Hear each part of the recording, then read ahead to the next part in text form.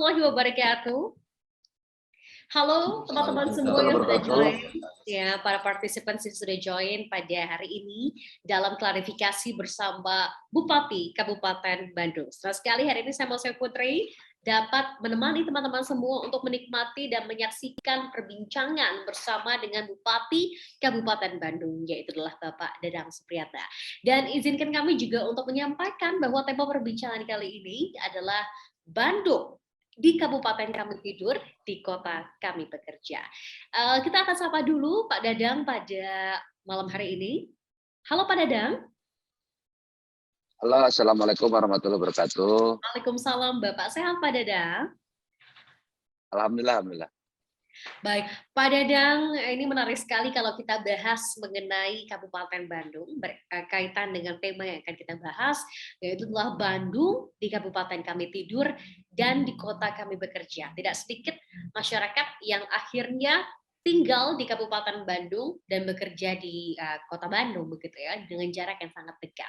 Dan ini menjadi satu tantangan begitu luar biasa bagaimana Kabupaten Bandung terus memajukan baik itu dari sisi infrastruktur, pembangunan dan lain sebagainya. Dan malam hari ini tepatnya ya, kita juga akan membahas mengenai tema perbincangan dalam klarifikasi bersama dengan rekan-rekan yang sudah join. Jadi hari ini Pak Dadang yang bertanya bukan hanya Mas Ayu, tapi nanti yang bertanya adalah rekan-rekan kita dari Pikiran Rakyat Media Network ya.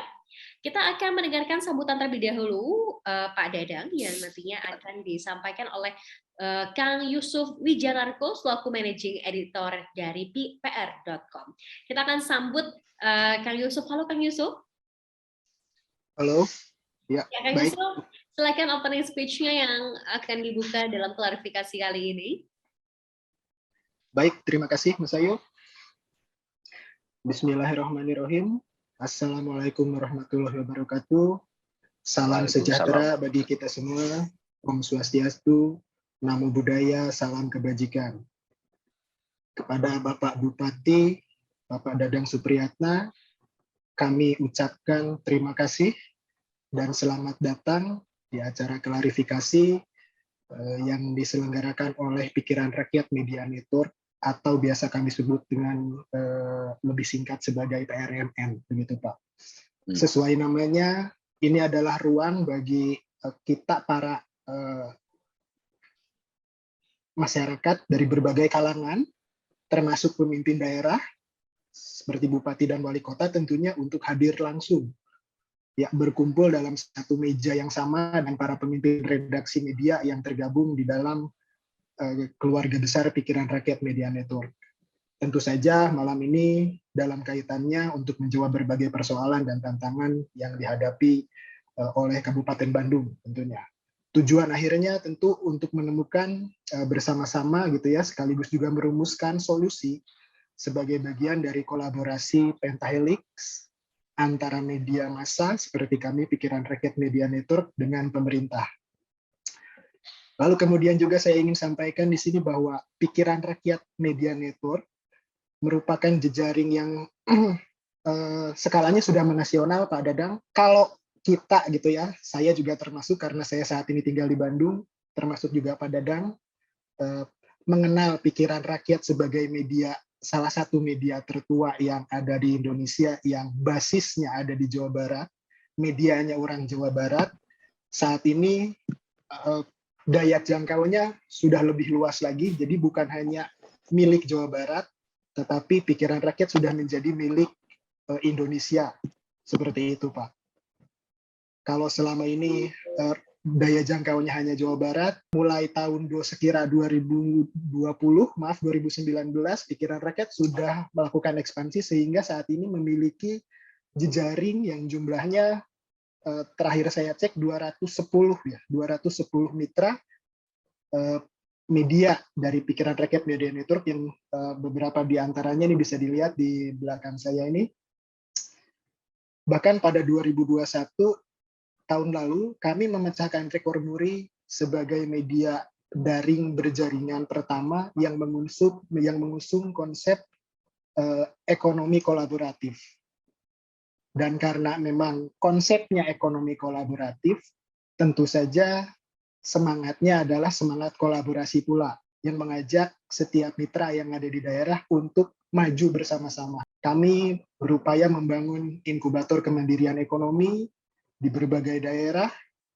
Cita-citanya adalah memiliki jejaring media di 500 lebih kabupaten kota yang ada di Indonesia, sehingga nanti Pak Dadang jangan khawatir kalau misalnya ada peristiwa menarik di Solokan Jeruk, Panginten, atau Napi di Ibun, begitu Pak ya. Jadi tidak perlu khawatir, peristiwanya atau informasinya hanya dibaca oleh orang Jawa Barat atau orang Kabupaten Bandung saja, tetapi orang-orang yang ada di Palopo, yang ada di Palembang, yang ada di Papua sekalipun bisa mengaksesnya dengan daya jangkau yang tentu saja lebih lokal. Seperti itu, Pak. Dan pada kesempatan kali ini yang hadir di ruangan virtual ini adalah para pemimpin redaksi dari media-media penerbitan yang ada di daerah tersebut, Pak. Jadi ini kesempatan yang baik pula bagi kita untuk bersilaturahmi. Lalu kemudian kalau soal audiens itu tadi, RMN sudah menjadi media, kalau tidak salah cek, terakhir itu kita menjadi yang kedua terbanyak media online yang dibaca di Indonesia. Jadi sekali lagi tidak perlu khawatir, apa yang akan kita bahas pada kesempatan kali ini akan punya impact yang luar biasa, bisa kita rasakan dalam beberapa hari ke depan juga akan banyak pemberitaan menyangkut Kabupaten Bandung, seperti itu.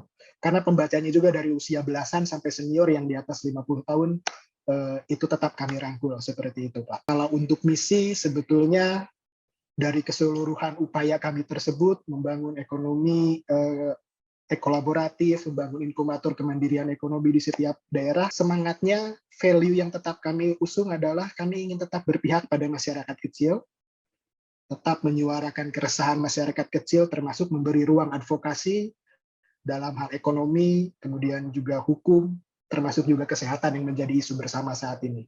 Itu saja yang bisa saya sampaikan. Terima kasih. Sekaligus juga saya ingin menyampaikan permohonan maaf, CEO PRMN Bapak Agus Sulistriono berhalangan hadir pada malam hari ini.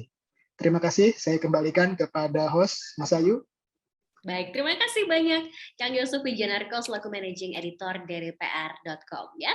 Dan Pak Dadang Supriyatna selaku Bupati Bandung, langsung saja kita akan memanggilkan pada hari ini ada Mbak Dini Yustiani dari Jurnal Gaya yang punya pertanyaan nih untuk Pak Dadang. Halo Mbak Dini. Halo. Iya, Ya. Mbak Dini silakan punya pertanyaan apa nih untuk Pak Dadang? Ya, Assalamualaikum warahmatullahi wabarakatuh. Pak Dadang, Wilujeng Wengi, Waalaikumsalam warahmatullahi wabarakatuh. Alhamdulillah, ya, Bu. Saya Dini, Pak, dari Jurnal Gaya. Saya asli itu Gunung Puntang, Cimaung, Pak. Jadi saya asli Kabupaten Bandung. Dan sekarang saya tinggal di Ranca Ekek, Pak. Jadi caket berhenti Kak Sapan. Ya, jadi saya ada Iya. pertanyaannya tuh sangat sederhana, Pak Dadang. Kabarnya tuh Pak Dadang waktu kecil sudah mandiri katanya kan, belajar sambil bekerja dengan tujuan tidak membebani orang tua gitu. Boleh cerita Pak, bagaimana masa kecil Bapak, terus kesan-kesannya, kenangannya, perjuangannya, hingga Bapak tuh menjadi Dadang Supriyatna seperti hari ini menjadi bupati gitu Pak. Sekian Pak, terima kasih. Assalamualaikum. Waalaikumsalam. Silakan Pak Dadang ingin dijawab langsung Pak. Pak Dadang mungkin boleh di-unmute. Makasih. Oke. Ibu Dini, makasih. Assalamualaikum warahmatullahi wabarakatuh. Mas Ayu dan juga Kang Yusuf ya. Tadi sudah menyampaikan prolog dari awal dan pertanyaan yang disampaikan oleh Ibu Dini atau Teh Dini ya, ini dari Jurnal Gaya. Jadi kalau saya terikat masa kecil, jadi saya terikat sama ibu saya. Ibu saya dan bapak saya sudah meninggal dunia, mudah-mudahan ditempatkan di surganya Allah Subhanahu Wa Taala. Semenjak kecil ya memang karena saya orang kampung, orang desa yang tentu saat kecil ini saya selalu membantu apa yang menjadikan usaha dan ikhtiar daripada orang tua saya.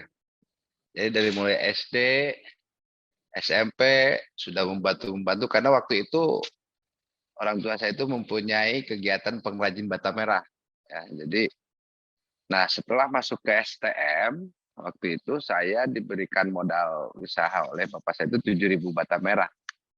Nah yang 7.000 bata merah itu dari penghasilannya itu setiap hasil daripada penjualan dikurangi dulu modal kerja dan setelah itu sisanya dibagi dua dengan kakak saya karena kakak saya memang beda satu kelas lah gitu. Artinya saya kelas 1, kakak saya kelas 2. Nah, dan kendaraan pun bergantian. Kalau seandainya kakak saya berangkat pagi-pagi, saya berangkat siang. Jadi kendaraan itu dibagi dua atau masing-masing atau misalkan sekali ewang lah gitu. Nah, yang dialami oleh saya semenjak itulah saya sudah mulai mengatur waktu. Jadi kegiatan saya itu dari jam 5 subuh, pada subuh itu membantu orang tua saya dulu ke Liobata. Kalau Teh Dini Uninga, Liobata yang itu di Sapan lah gitu. Dari jam 7 saya membantu kakak saya, yaitu karena kakak saya kontraktor, jadi saya juga ikut membantu kondisi dan kegiatan di proyek.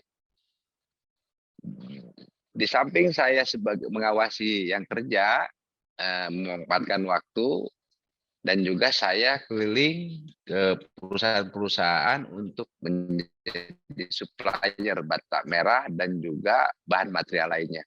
Nah, jam 12 saya sekolah, setelah pulang sekolah jam 7 malam, tidur sudah dibiasakan pada waktu kelas 1 STM dulu.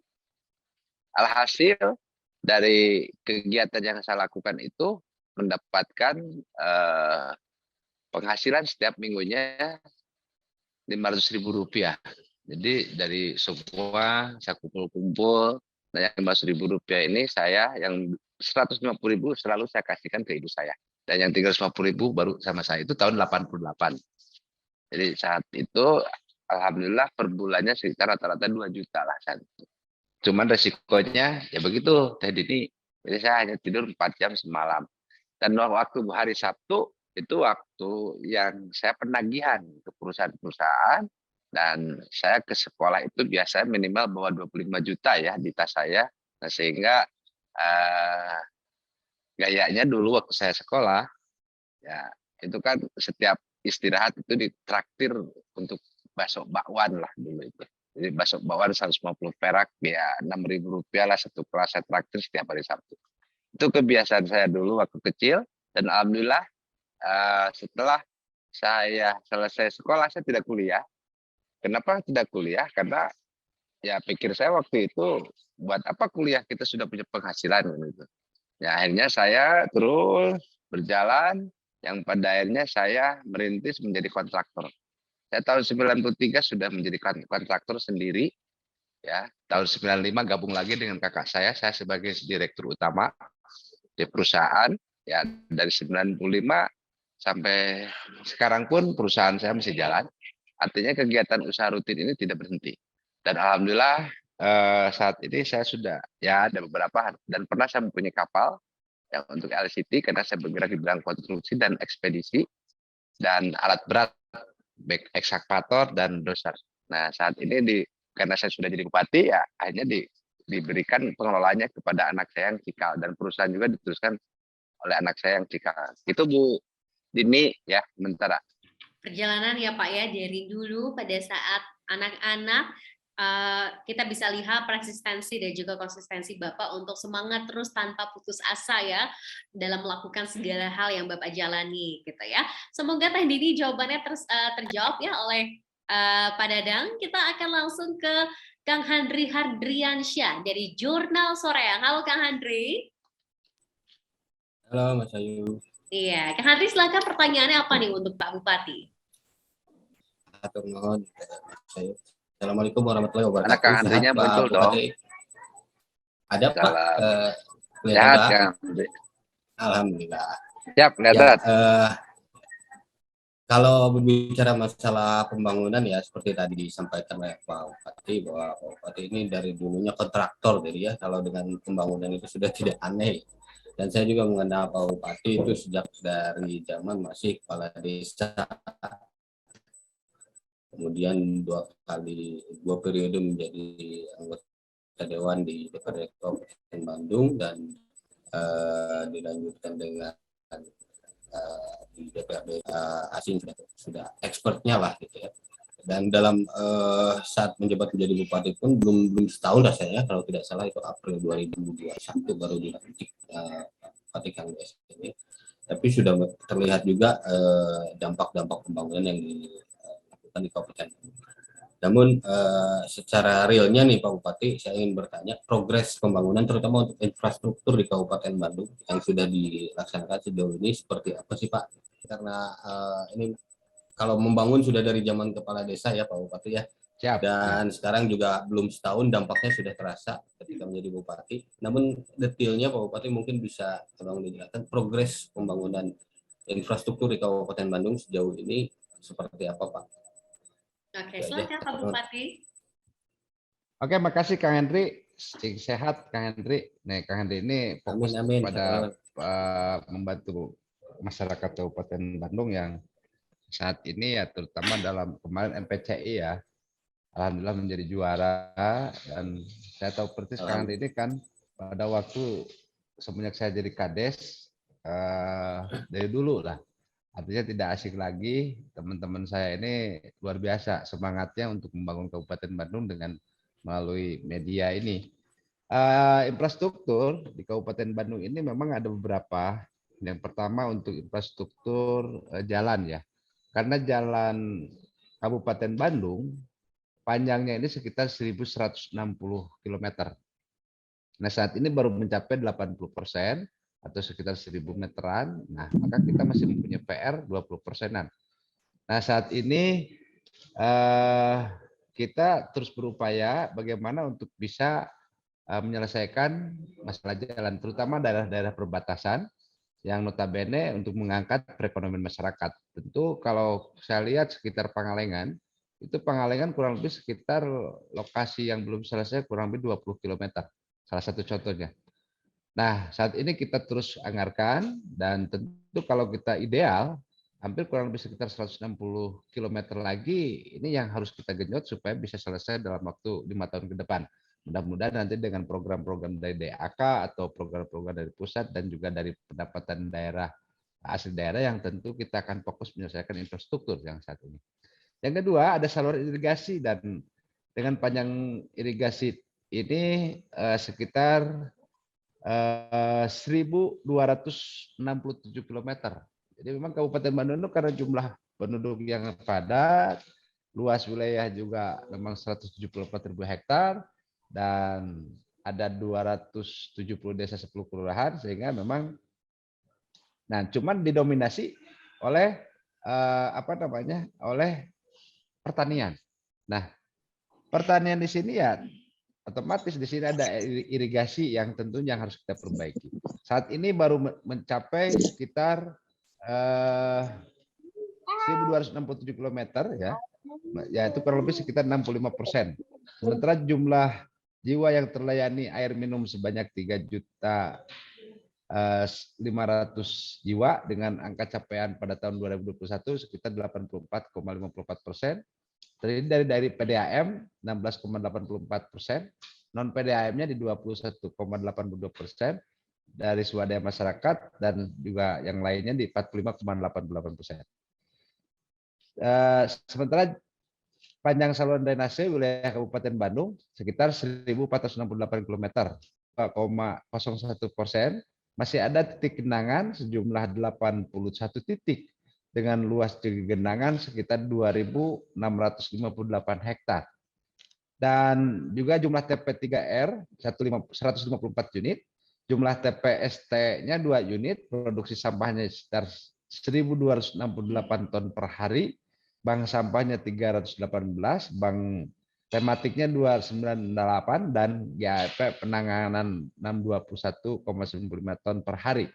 Dengan kapasitas TPS 2.172,89 ton terakumulasi, dan pada tahun 2022 kita akan bangun TPST 1 unit dengan kapasitas 20 ton per hari, dan kita juga sudah bekerja sama dengan salah satu perusahaan atau investor yang mana di sini akan ada penanganan masalah sampah.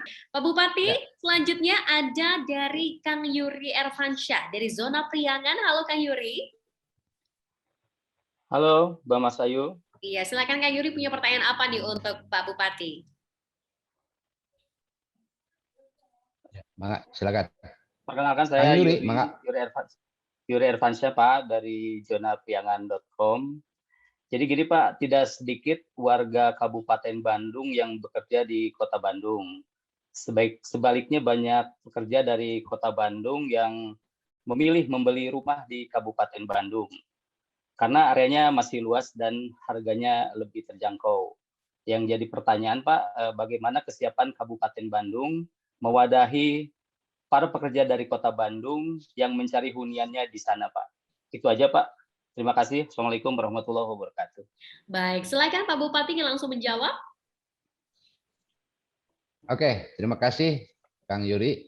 Ini suaranya ya kadang-kadang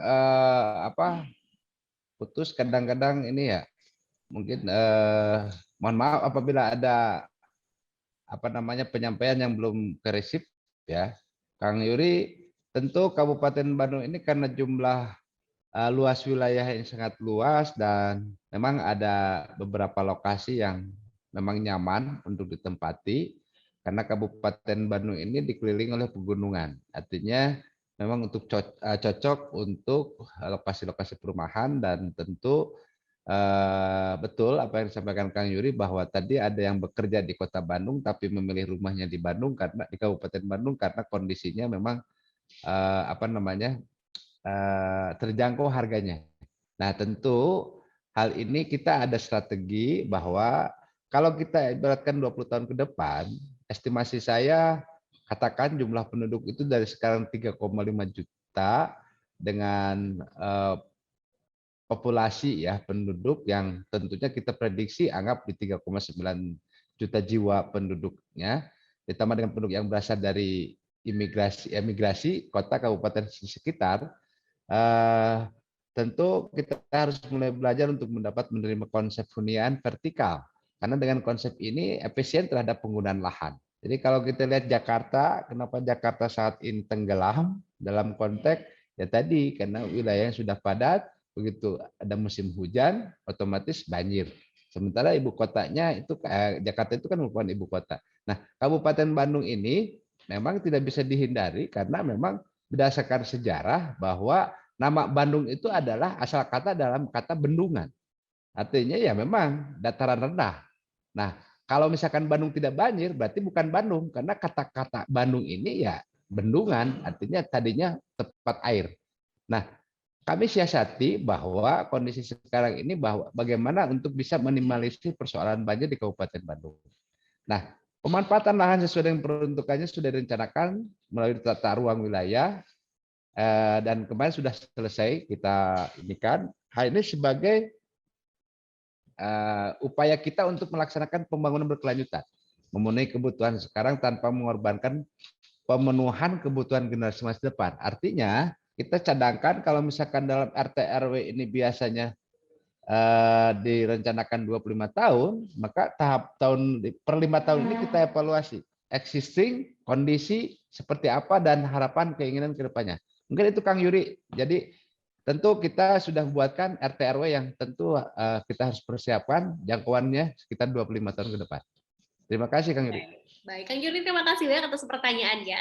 Kita akan ke Kang Rian Firmansyah dari Mapai Bandung. Halo Kang Rian. Halo Mas Ayu. Silakan Kang Rian, punya pertanyaan apa nih untuk Pak Bupati? Oke, Assalamualaikum warahmatullahi wabarakatuh. Pak Bupati, perkenalkan saya Rian dari Mapai Bandung. Seperti daerah penyangga ibu kota yang lain gitu ya, kan Kabupaten Bandung itu salah satu daerah penyangga kota Bandung ya sebagai ibu kota Jawa Barat dan juga masuk wilayah aglomerasi Bandung Raya gitu. Dan salah satu masalah klasik di daerah aglomerasi itu adalah soal kemacetan gitu Pak Bupati ya. Mungkin pertanyaannya, ini sih yang sering masuk ke kita itu soal permasalahan macet di Kopo gitu Pak Bupati. Kopo kan menjadi akses dari kabupaten ke kota Bandung gitu ya, dan itu masalah macet di sana cukup menjadi masalah klasik gitu. Mungkin bagaimana untuk langkah Pak Bupati ya untuk mengatasi kemacetan di Kopo gitu Pak. Kemudian yang kedua, pembangunan Tol Soroja itu kita bisa nilai cukup membantu akses terutama ya untuk menuju Bandung Selatan gitu Pak, dan juga mungkin untuk menuju daerah kawasan wisata seperti di Pangalengan dan juga di daerah Ciwidey gitu. Namun mungkin saya lihat sih itu yang menjadi permasalahan sekarang yang timbul itu di daerah Banjaran dan juga Soreang itu, karena ruas jalan Soreang dan Majalah itu kecil sehingga mungkin terjadi masalah baru di sana gitu. Ketika exit dari Tol Soroja itu masuk ke daerah Banjaran atau ke Jalan Banjaran kemudian masuk ke Soreang itu ada kemacetan baru gitu. Nah mungkin pertanyaannya bagaimana sih solusi dari Pak Bupati untuk memecahkan kemacetan di Kopo dan juga di Banjaran dan Soreang gitu Pak Bupati. Terima kasih. Baik. Terima kasih, Akang. Silakan Pak Bupati mau menjawab pertanyaan soal kemacetan ini di Kabupaten Bandung. Oke, terima kasih Kang Rian. Iya, mangga Pak Bupati. Silakan bagaimana Oke. dengan kemacetan. Terima kasih. Terima kasih memang dari Kang Rian ya, memang kondisi sekarang ini seperti Kopo, Banjaran, dan sekitarnya dan termasuk dampak daripada Tol Soroja ini memang ada dampak ya. Yang pertama bahwa mengenai jalan Tol Soroja ini sudah berjalan dan bahkan ini bisa membantu yang biasanya Kopo macet dengan adanya jalan Tol Soroja ini mengurai kemacetan yang ada di wilayah Kopo. Ya, di samping itu juga kita akan merencanakan membuat jalan lingkar ya dari Katapang sampai ke Majalaya. Lahannya kita sudah bebaskan, cuman terkendala dalam infrastruktur nih, konstruksinya. Nah, kami kemarin sempat meminta kepada Kementerian PUPR bahwa apakah boleh kalau seandainya kita bikin jalan tol antara Katapang sampai Majalaya. Nah, ini lagi kita kaji dulu. Dan yang kedua, lingkar ini bisa dibangun, saya yakin Banjaran tidak macet lagi. Kopo tidak akan macet lagi. Dan termasuk Dayakolot. Cuman persoalan yang dilematis di sini, saya jujur aja ya, kadang-kadang saya bingung. Mau manuver termasuk mau melakukan pelebaran jalan. Nah, pelebaran jalan ini sementara contoh jalan Banjaran misalnya. Jalan Banjaran ini kan sampai ke jalan Bojong Soang, ya, termasuk Kopo itu kan jalan provinsi. Mas Ayu nih, ini perlu ada suatu pemikiran. Nah, kadang-kadang ya saya sempat bingung. Ya, memang kendala ya ketika ada jalan-jalan yang menjadi utama di Kabupaten Bandung tapi berada di bawah wewenang jalan provinsi kan nasional ya. Betul. Ya. Nah, di sini kan terjadi ada semacam kewenangan dan tentunya kita tidak bisa manuver. Nah, ini kita akan bicarakan dan saya minta audiensi dengan Pak Gubernur sampai saat ini belum bahas. Akhirnya saya datang ke Kepala Dinas Bina Marga di Provinsi Jawa Barat, ya tolong perhatikan konsep-konsep yang tentu karena bagian yang tidak bisa dipisahkan. Artinya ya kalau masyarakat kan tidak tahu gubernur atau presiden, yang penting jalan rusak bupati kan gitu. Pemikirannya kan sederhana. Padahal ada kewenangan-kewenangan masing-masing gitu. Jadi ini yang tentu perlu kita sepakati bahwa ya kalau bisa dalam perencanaan pembangunan infrastruktur di Kabupaten Bandung khususnya jalan provinsi ini kita bahas secara komprehensif dan tentunya ada rencana-rencana yang jelas. Jangan sampai ya anggapnya masyarakat menembelkan ke kabupaten Mas Ayu ya. Ya, kadang-kadang tidak tahu bahwa ini jalan provinsi atau jalan nasional ataupun kabupaten yang paling terdekat ya pasti bupati nu paling heulana dicarekan kan gitu. Nah, tentu hal ini saya lihat bahwa pada tahun 2022 ini kita anggarkan 1,3 miliar untuk pelebaran jalan ya, yang akan secara bertahap dimulai pada tahun 2022 ini. Contoh ke Pangalengan atau ke Ciwidey, saya lebih cenderung memilih membuat jalan tol. Jadi jalan tol ini saya sudah buat pra-FS-nya. Kalau seandainya saya bikin jalan tol Soreang, Ciwidey, Cidaun digabung langsung ke Pangalengan, saya yakin Lembang akan kalah sama Ciwidey. Lembang akan kalah dengan adanya Pangalengan. Ya. Akses tol ini lancar, maka ini akan terjadi pertumbuhan ekonomi ya. Okay. Pertumbuhan ekonomi di daerah misalkan Ciwidey, Sinumbra, Pangalengan, daerah Santosa ya, dan termasuk Cidaun. Cidaun ini kan di Cidaun itu sudah ada apa namanya jalan lingkar yang di pantai itu, di pinggir pantai. Ya, di jalan lingkar selatan itu di pinggir pantai yang nyampe tembusnya ke Pangandaran, Jogja dan sekitarnya. Okay. Nah, kalau ini akses jalan tol dibuat, saya optimis pertumbuhan ekonomi di wilayah Ciwidey dan sekitarnya dan Pangalengan dan sekitarnya ini akan tumbuh cepat.